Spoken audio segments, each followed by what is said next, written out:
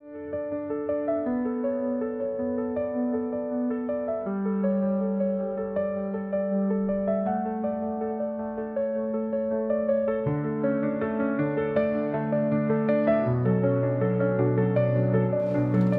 morning mga katribu. It's another Wednesday and that means it's time for an engaging new episode of Straight Talk where we get to the heart of the issues that truly matter.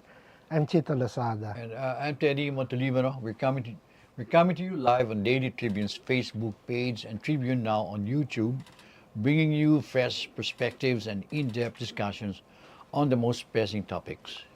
Yeah, we're thrilled to dive into a topic that's reshaping our economy, the world of fintech and digital payment solutions. Absolutely. With the rapid advancements in technology, understanding these changes is crucial for businesses and consumers alike. Right, so Today, we have a very special guest joining us today, someone who is a leading figure in this field and has been instrumental in driving innovation in the digital finance sector. Yeah, we're excited to explore his insights on the evolution of fintech and its impact on our daily lives.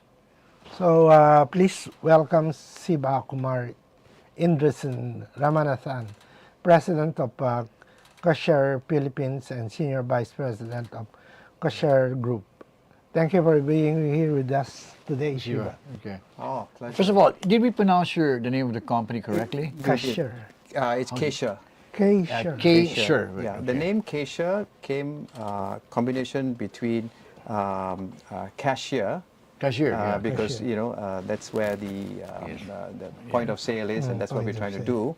And ironically, although we are a China-founded company, Ksher is also in some ancient Hindu mythology lion. So the Ksher's logo is actually a lion. So that's hence the name. So in Ksher. Hindi, that's Hindi for lion. Yeah, Okay, Persian nice Hindi, name. something like that. Yeah. Were you the one who coined the name? No, I wasn't. The founder. Yes. Okay. So can Yeah. you give us a little Brief background, background, yeah. on Ksher? What's Ksher all about? And you're being involved in Ksher. Sure. So Ksher is, as I said, is a Chinese-founded company specializing in cross-border payments processing. Yeah? So we solve the problem of SMEs in China to start off with. How do they, when they sell their products on the marketplaces like Shopee or Lozada in all of Southeast Asia, Online, yeah. the local customers, the local buyers are paying them in local currency. But imagine you're a small SME in China and you have all these payments coming in Indonesian rupiah, Filipino peso, Malaysian ringgit, Thai baht. ASEAN is a very fragmented region. How do they get these monies back to them in a safe, secure, fully compliant, and cheap manner? So we solve that problem for them. And as far as in the Philippines goes, Ksher Philippines was set up about 2.5 years ago, and in that period, the Philippines has shown to be a very, very lucrative and strong market for us. In fact, in 2024, more than the largest market in terms of payments processing between Southeast Asia and China has been the Philippines. And we see this trend growing even more, hence why we are very excited about the Filipino operation, and that's why we're trying to invest more. And over the course of this conversation, I can share our mission about how we're trying to empower ASEAN SMEs. Yeah. Okay. If you're servicing basically or primarily Chinese SMEs, what is the? How does the Philippines? How does? I don't. Can you like kind of clarify? Sure. How does your setting up an office here in Ksher Philippines or in the Philippines? The Philippines.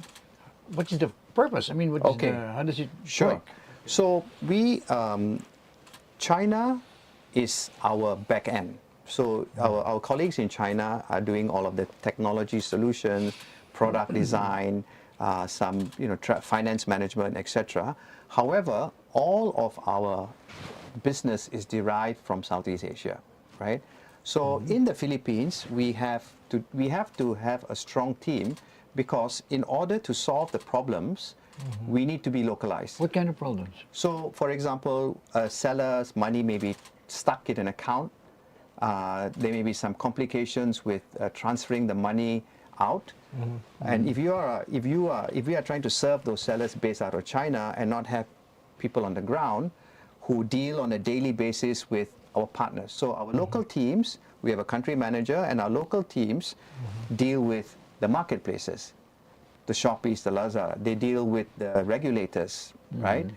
They deal, because whatever we do has to be, fully compliant, and they deal with our partners, our banking partners. So all of these challenges need to be solved locally. You can't solve it remotely.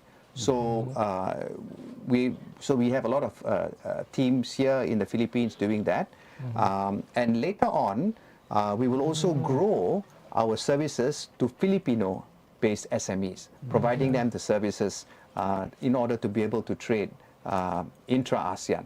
Yeah. Oh, so basically the engagement right now of Ksher is Yes. with the platforms, the Yes, e-commerce platforms. Correct. It's all about maintaining the relationship with the local Lozada, because Lozada, Shopee, each country has a different governance. So you can't talk to, say, Lozada is actually part of the Alibaba group in China. So you would have thought that being a Chinese company, you talk to them in China and you open all the rails and it's easy to work in every country. No.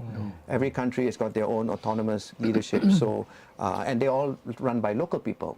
So unlike our competitors, Ksher differentiates itself by having localized teams. Every country has native team members. So here in the Philippines, Manel, who is a Filipino, is our country manager. Yes. And in Thailand, we have Kuntian, who is a Thai. So all localized teams. Yeah. So that's the only way you can grow and prove to everyone that we are truly a local company. Yeah. And you're the head of the region? Yeah, so I am the partner for Global X China. It's very rare, and I'm sure you would observe this, for mainland Chinese companies to have a non-Chinese person lead the organization outside China. That's right. They How did- typically have their own Chinese person, leader, and then they have people that they hire around them. But all the decisions are made by that Chinese, yeah. so-called trusted person. And one of the differentiators with our founder is that he knows, or he realizes that in order to succeed in Southeast Asia, which is our focus, you need to be able to relate to the people, right? And my background of working for Malaysia's second richest man, spanning many industries. I also had a stint working for AirAsia for 5 years, enabled me to move around the region and meet people and create relationships. So the founder felt that I was the right candidate to help grow in the region. Yeah, and since I joined, we've grown. I opened up the offices in Philippines, Vietnam, Indonesia, Vietnam even. Yeah. So it's I guess a good decision made by the founder. Yeah. Who is the founder? Maybe we know who the founder is. Sure. The founder, his name is Brian Zhao. He is a Young guy? serial. Yeah, he's younger than me. We discuss about my age, but we don't talk about age here. So he's younger than me, but he's in his mid-40s. Serial entrepreneur.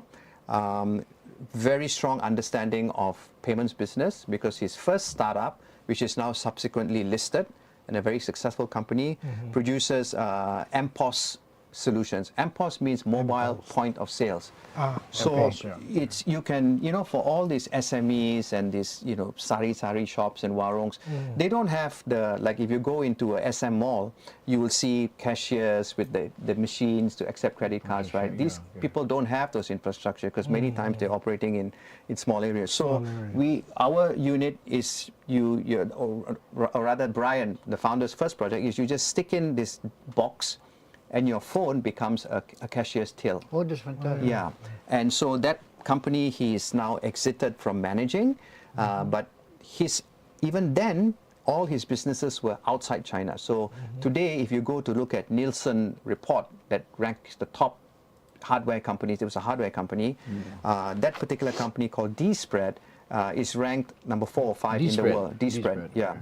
So Brian, the founder, then, as he was working around the region, saw that the trend that is happening in China, which is contactless payments, is going to come to Southeast Asia as well. So therefore, he founded Ksher back in 2016 in 2016, Thailand okay. to capitalize on this digitalization wave, and that's the background about Brian. So Brian and I work very closely, and we trust each other. I think one of the challenges with China, rest of the world, ASEAN company is communication. Yes. Because the Chinese language, The language. is very deep. So a lot of people struggle with it, but I think in Ksher we have managed to find ways to bridge that communication gap, and so therefore I truly believe 3 to 5 years time Ksher will become a really truly global company, integrated as well. I'm sure that there are many other challenges that Ksher was able to address in terms of internal trade. Yes, But correct. there's also, I don't know if but there's also some, in the Philippines, there's also some sort of a little how do you say that? How do I mitigate that? Use the Filipino word. What is the? Hindi, no.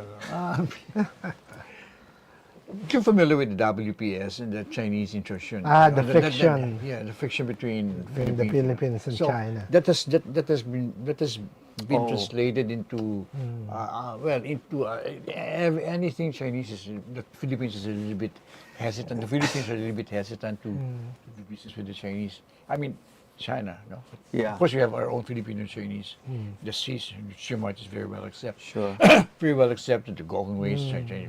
But I mean, mainland China. I mean, just a little bit. How do you hurdle that? I mean, how do you soften the image of China? Yeah, I mean, in terms of course, it's yes, but then yeah, still. so I think you need to walk the talk, right? So what we have done is not just say, oh, we are not a Chinese, we are an ASEAN company, You need to prove, okay, you say you're an ASEAN company, right. but some of our competitors are actually running it through China. They will fly in, they will hire 1 or 2 consultants put on the ground, but they don't really go deep, right? For us, we invest in local people, we invest in hiring people in each country, and we don't hide the fact that we are on the ground, right? People know that we are on the ground. I go around and talk to people, and our customers also see that we have local people on the ground. So we don't see ourselves as like a China coming into Southeast Asia, but really we're using the China as a base to build the similar thing in Southeast Asia. People always look to what Ksher is doing as, oh, you are trying to copy what Alibaba is doing, and financial, providing the financial services. And I say, well, we are learning from Alibaba and Ant Financial, because you cannot deny the fact that in this first, yeah. area, they are the pioneers and they're very good at it. However, we want to not just empower Chinese SMEs to trade globally. We are learning from them, and we have the advantage of being a Chinese company, so we can learn faster. But we want to propagate that in Southeast Asia and create more Alibabas in equivalents in each of the countries that we're operating in. So I think that's how we prove that we are not just a Chinese invasion. Yeah. Okay, sorry. No, it's okay, because it's an important question. Everybody, even Mr. Trump has his views on China. You were saying, we were discussing, some major world events just before the show, and we happened to mention the fact that there's a really strong phenomenon going around. This happened in the world, named the Trump phenomenon.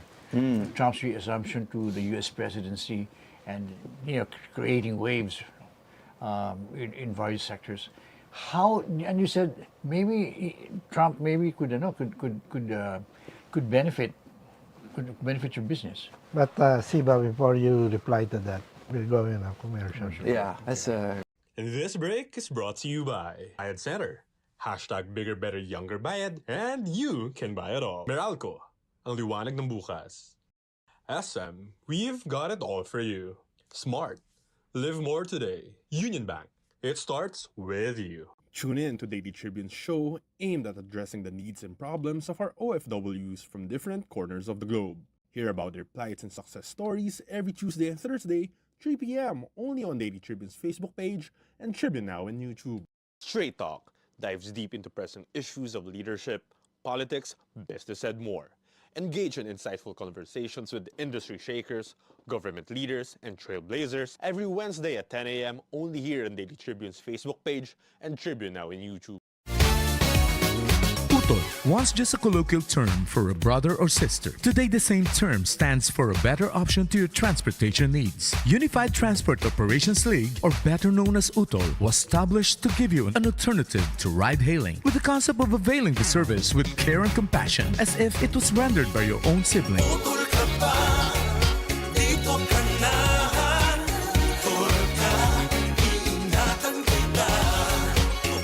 Now, who would you prefer to drive you home?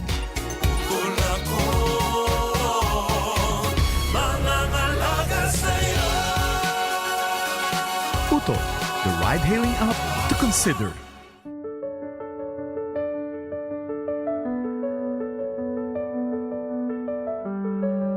Okay. Oh, mga Siva, katribo, we're back. So, there's a question that Mr. Montelibano is trying to point out. We were just discussing before the show this global phenomenon called Mr. Trump. Yes. Reassuming the presidency of the United States. And you did say that, and we were discussing about, we mentioned that Trump's putting a like a high tariff on Chinese goods. Yeah. might Chinese goods. be a good thing for And your business. some other countries. Yeah, that's a good question, and something that is very relevant and very real, and ironically, also realized by our customers in China. Yes. And you're right. I think this is a good way to accelerate decentralization from China. Right. So what is happening is that a lot of these Chinese sellers already realize that potentially there may be a sanction put by whoever it is, right? And anything made in China may have extra unrealistic tariffs, which would make their products, which we all know are done More in the most expensive. efficient, cheap way, very expensive and non-competitive anymore. So what that would do, which will benefit Ksher and our mission as well, is that they will have to relocate their production from Elsewhere, China yeah. elsewhere, and they will come to large popular markets like Indonesia, Vietnam, and the Philippines, right? And so what they will do then is they will employ local people. They may import certain raw input materials from China, but then do the repackaging or reassembling in Philippines, and then coming on to trading within ASEAN, which is exactly what Ksher wants to do as well, because that would actually accelerate intra-ASEAN trading, Yes. right? And then so as a cross-border payments expert, we will be not just processing before, payments between peso renminbi or rupiah renminbi or ringgit renminbi, but it will be a cross-functional of, not cross-functional, but a cross-flow of peso rupiah, peso ringgit, ringgit baht, dong peso, So and then all of a inter- sudden, the Chinese yuan comes out of the equation. And so that putting a tariff on Chinese goods may actually be a good thing Yes. to promote intra-ASEAN trading and to promote local SMEs from learning from the Chinese people, because they are producing in their own country, in the Philippines. So I think that's actually something that is, we look at it as a challenge. In a startup, there are so many problems that you face. You wake up tomorrow and something would have changed, right? Because we don't have especially when you operate cross-country. We're operating in 6 of the largest South Asian countries. We don't have a huge organization, like GoTo or Grab. Yeah, Grab is a good example of a very regional player. So sometimes we miss things and then there's problems to solve. So we welcome problems. We look at this trade problem and say, well, this is an opportunity for us to solve. Yeah, that's... And there's also this, if the truly integrated ASEAN economic community, how would it play into the equation of Ksher?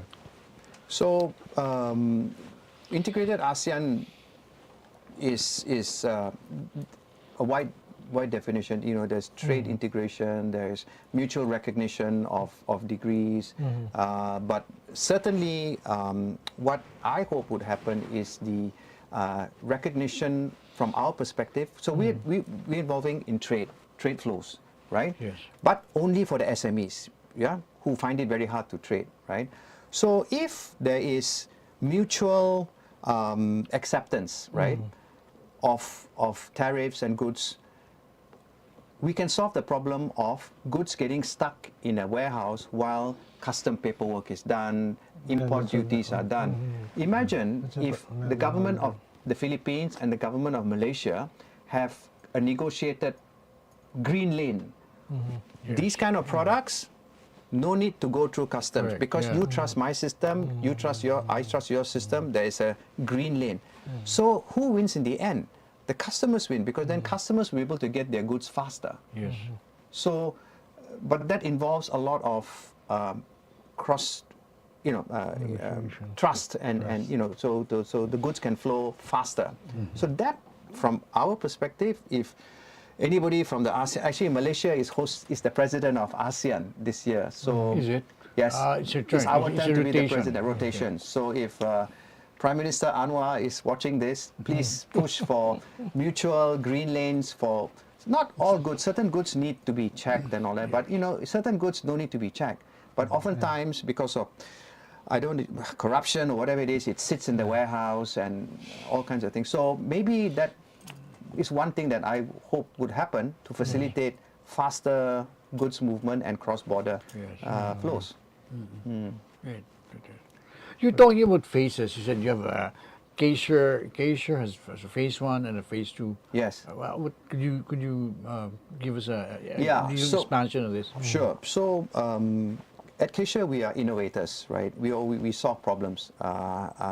And the first problem, Ksher 1.0, when we actually first started, before getting into Ksher 2.0, which is the trade flows that we speaking about just now, was helping Chinese tourists. Chinese tourists. Chinese tourists, when they travel to Southeast Asia, they use only their e-wallets, Alipay or WeChat Pay. So that's one problem. E-wallet and what? WeChat Pay. WeChat. WeChat. So WeChat. Okay. the ironic thing here is, in Southeast Asia, population is very small, but you have so many wallets. I mean, in Malaysia you have 40 e-wallet licenses. 40? 40. What the In heck? the Philippines, I mean, exactly. why? Philippines, Indonesia, you have Competition. Gcash, No, PayMaya. China, 1.7 billion, only 2. Is that a good thing or is that a bad thing? WeChat. That's a different question. But the coming back to the problem that we solved was, when these people come to Southeast Asia, they assume that they can use their wallet anywhere, because in China it's using wallet, but you can't in Southeast Asia, right? And remember, back in 2016 when Ksher 1.0 started, digital adoption was very low in Southeast Asia. Right, yeah. So we said, look, if we can find a solution to enable tourists, using their wallet, using their phone, to be able to go to, say, 7-Eleven in the Philippines and scan, and with their Chinese, then that would be a problem worth And solving. then pay for the goods. What? Pay for the goods, so in the local currency. Local currency. Okay. So Ksher, as an agent of Alipay and But WeChat. their account, they pay to their banks, to their bank account. No, so what happens is, you are a Chinese seller. You go to a shop, I want to buy this bottle of water, and it's like 30 pesos. Yes. So but this store is one of Ksher's solution is already there. So you just open up your Alipay, Okay. scan the QR code. Okay.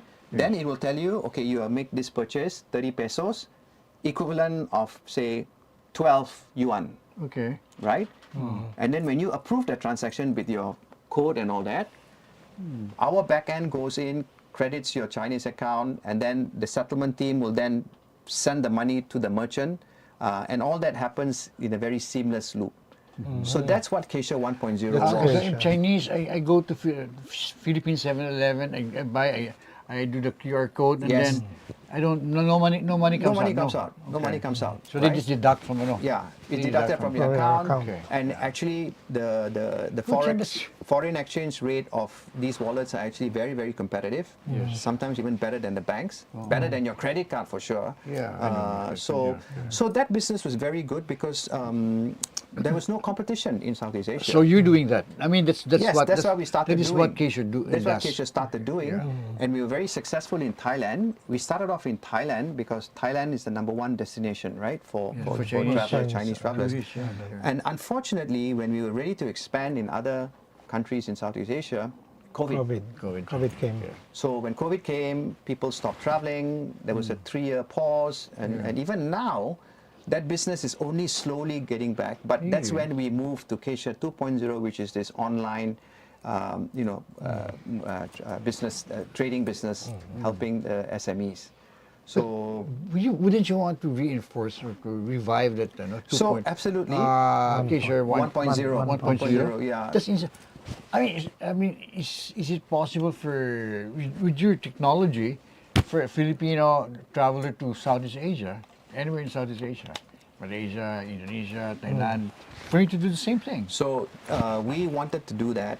I mean, using back- the Ksher app. or whatever. but it needs the local. So for example, a Gcash must be how do I say, ready to take in our solutions so that we can facilitate our merchants in Malaysia to accept the Gcash.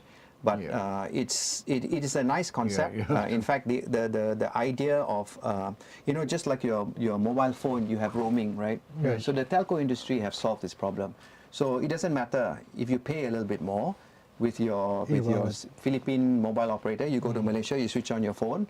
You don't need to buy a local SIM card. You just roam on the network. Yes. Similarly, we wanted to create a roaming e-wallet network. So it doesn't matter where you go. You just, as long as your partner wallet with us, you can go and spend. But Yes. it is easier said than done. The teams of all these infrastructure. wallets were not ready. Perhaps they are ready now. But to answer your question, right now we are focusing on the SME trading because we really think that this is a good problem to solve, and morally it's also a good thing helping SMEs in every country in the world. 80% of the economy are all small SMEs, but unfortunately the pie is controlled by the top guys, right? So because the SMEs do not have the opportunity to get good rates, so we try and solve those problems for them step by step, and that's why I said Ksher's mission is to enable every SME to trade, every ASEAN SME to trade globally eventually. How would Ksher do that? I mean, what in the concrete would Ksher do to help SMEs in this second phase? In the second phase, what we'll do is we'll provide them with the payment solutions, right? Enable them to be able to sell in, say, Malaysia, Filipinos SME, selling in Malaysia. They don't have a local operation. They don't have offices in Malaysia, but the customer in Malaysia is paying them in ringgit. Yes, okay. So how can they get that ringgit back to the Philippines, to the safe, secure, safe, compliant, and cheap manner? So Safe instead of just doing ASEAN to China, the next phase would be intra-ASEAN flows. Okay, so in the concrete.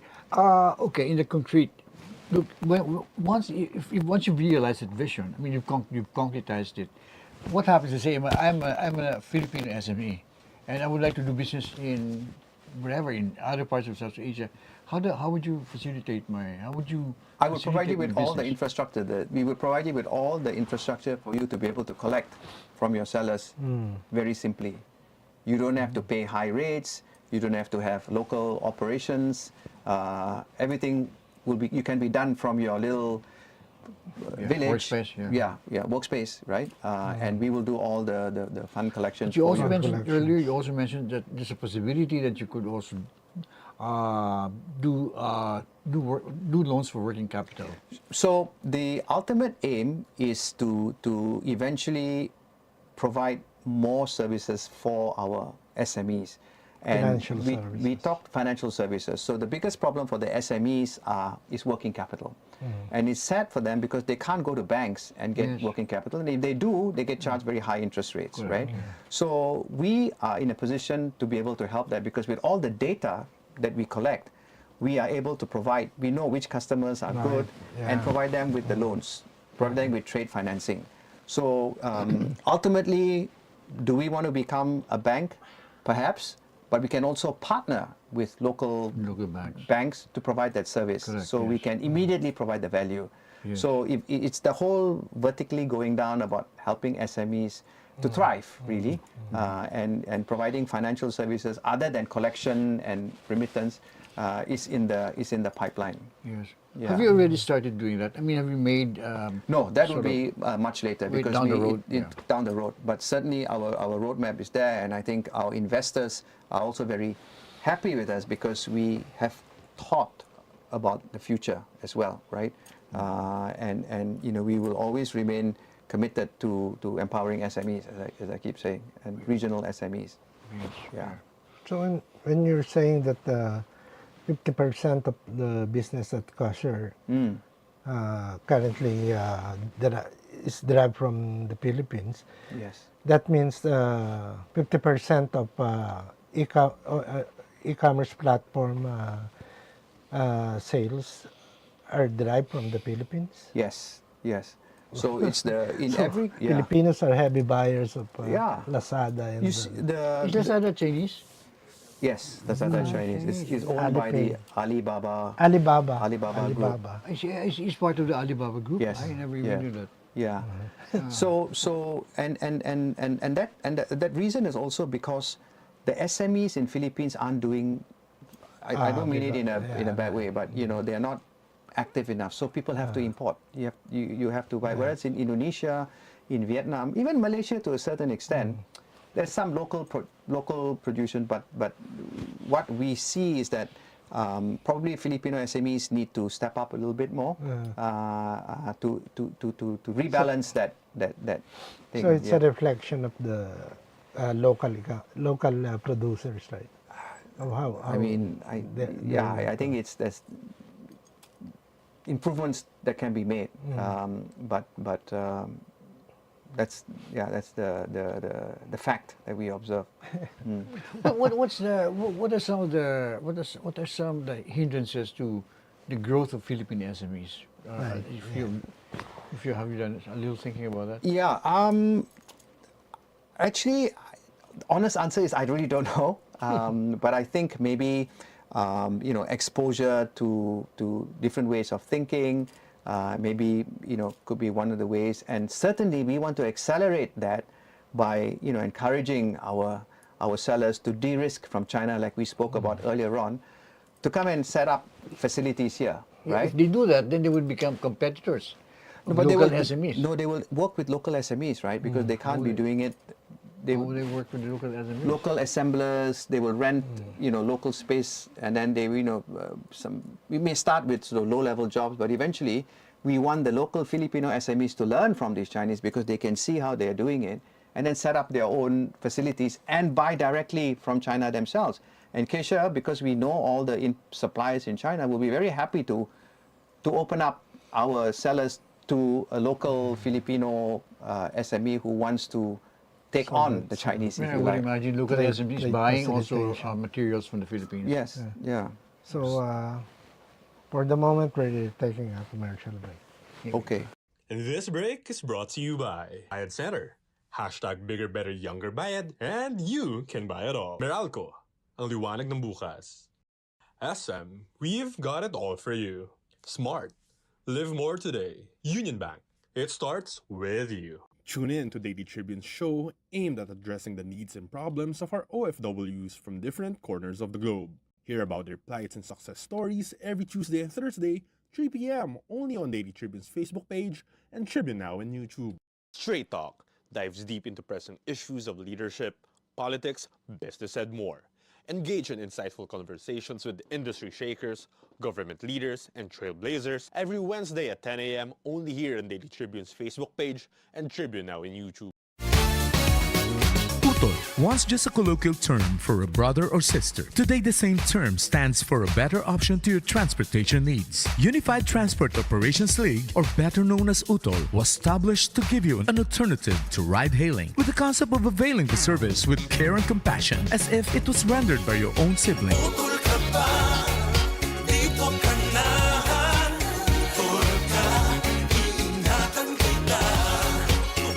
Now, who would you prefer to drive you home?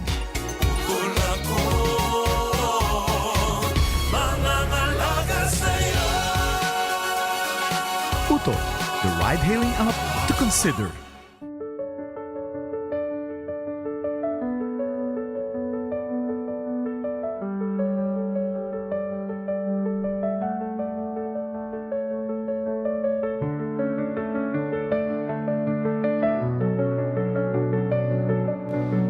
So we're back again, Ted. You want to throw the last question? No, that to was Mr. fast. I mean, Siva? that was fast. How do you, like, from this point in time, what are the achievables that you think that you could, undertake? I mean, what are the achievables that you would be thinking in terms of the Philippines? Of the Philippines, I think major goals for us would be to deepen our business in the Philippines. How so? By hiring more people, reaching out to the local SMEs to explain to them what are we doing. We have joined the SME Association. We would like to be an advocate of the benefits of cross-border and how doing it in the legal way will also benefit the tax agencies as well. Yeah, so I'm looking forward to joining the Philippine FinTech Association and perhaps be part of the working committee on cross-border payments. We can share our experiences with other central banks. We would love to also engage with the regulators. We would also like to engage with the Department of Commerce to Trade and commerce, industry, to explain to them, how bureaucracy, if it can be simplified, can help the SMEs trade, right? That aside, I think those are the major goals for us in the Philippines. Have you met with the PCCI here, Philippine Chamber of Commerce and Industry? No, we haven't. They represent SMEs. Yes, so this is And that's the largest business group correct, here. correct. So we are part of our engagement would be to and we are very happy to share. You should right? ask your people to make introduce you, and then we introductions. can talk to them. In fact, when we were at the Phil SME Expo in December last year, which is the largest SME Expo, I was very lucky to be invited to speak in a panel. Oh, that's great. And after that, our booth was full with a lot of SMEs who really didn't know there was a solution available. Oh, great. So, one of the things that I'm very grateful for this opportunity as well is at the end of the day, people must know about you, about the brand, and the Manila Tribune and Patricia in particular has been very helpful. So this will also help. I mean, you help me to so-called spread the word, and then hopefully SMEs that are listening out there who have ambitions to trade but feel that they can't do it. Well, it can be done, right? So this is what we want to do. Yes. Yeah, in the future. Great, Siva.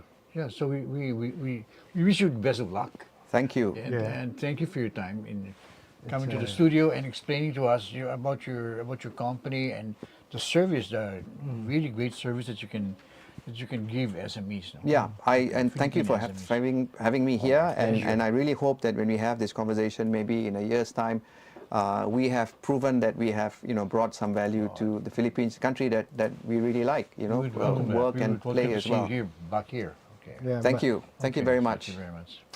By the way, it's Great.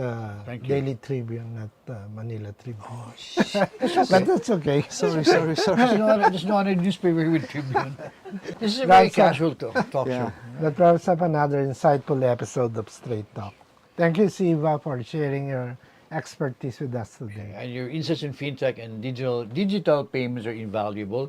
We appreciate your time very much. So to our viewers, don't forget to follow us on Tribune's Facebook page and subscribe to Tribune Now on YouTube for more engaging content. Okay, join us next week for more discussion on the issues that matter. Until then, stay safe and informed. I am Teddy Montelibano. Chito, Lozada, thank you for watching, mga katribu. See you next Wednesday. This public service announcement is brought to you by Meralco. Alam nyo ba kung saan napupunta ang binabayad nyo sa Meralco? Dito sa series na ito, isa-isahin natin yan para maipaliwanag ko po sa inyong lahat. Ako po si Josel Dariaga ng Meralco Corporate Communication Office. Alam nyo ba na pag nagbabayad kayo ng bill sa kuryente, nasa mga 20% lang on the average ang napupunta sa Meralco? Sa katotohanan, nahahati sa iba't ibang components ang inyong electricity bill. Kumbaga parang pizza lang yan. Kasama sa binabayaran natin ay ang generation charge na napupunta sa generation companies o mga nag-ooperate ng power plants, transmission charge na napupunta sa System Grid Operator ng Pilipinas, na National Grid Corporation of the Philippines, at iba-ibang charges na napupunta sa gobyerno.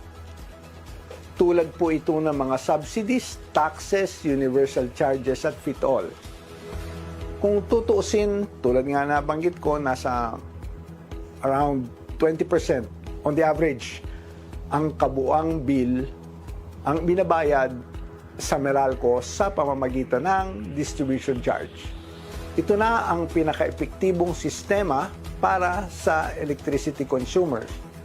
Iwas abala ito para hindi na isa-isahin pang bayaran ng iba't ibang kumpanya na dinadaanan ng kuryente. Naway, nabigyan linaw ko po kayo kahit papano sa inyong mga katanungan ukol sa inyong electricity bill. Hanggang sa muli, ako po si Manong Joe, ang inyong lingkod.